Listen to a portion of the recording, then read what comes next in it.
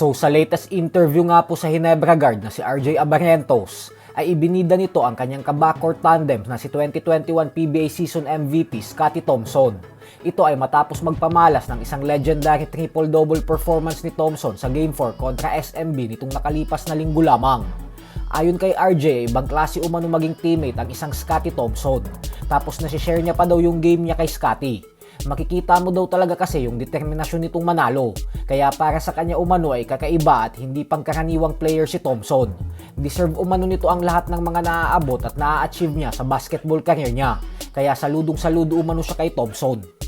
Habang ang tito naman ni RJ na si Johnny Abarrientos ay sinabing ang susi umano para sa kanila upang makalusot sa semifinals kontra sa San Miguel ay dapat mapigilan daw nila si Junmar Fajardo. Lalo pat nag-double-double daw ito sa first 2 games. Masaya naman daw siya na nalimitahan na nila si Fajardo sa Game 3 and Game 4. Pero walang duda umano na sa lahat ng teams ngayon sa PBA ay wala daw talagang makakamatch sa San Miguel nang dahil sa lakas ng lineup nito.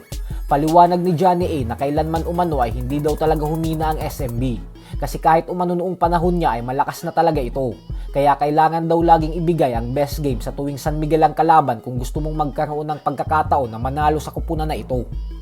Sa kabilang banda naman mga idol ay matapos nga pong ipatawag ni Commissioner Willie Marshall sa opisina ng PBA ang Converge big man na si Justin Baltasar nang dahil sa nahuli ito sa mga kumalat na video sa social media na sumisenyal ng cooking o lutoan gawa ng mga hindi pabor sa kanila na tawag ng referee sa quarterfinals kontra Barangay Ginebra, ay pinagmulta na nga po ito ni Kume ng 20,000 o 20,000 pesos.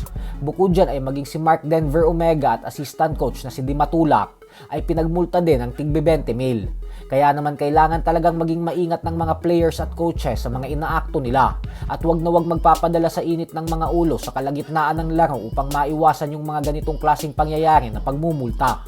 Samantala, inaasahan naman na si Junmar Fajardo pa din ang mananalo ng Best Player of the Conference sa kasalukuyang Philippine Cup. Nang dahil sa lamang na lamang ito sa statistical points kontra sa kanyang mga karibal. Kaya naman dahil dyan ay on the way na ngayon si Fajardo sa kanyang ika-10 PBA Season MVP Award. So hanggang dito na lang po muna tayo mga idol.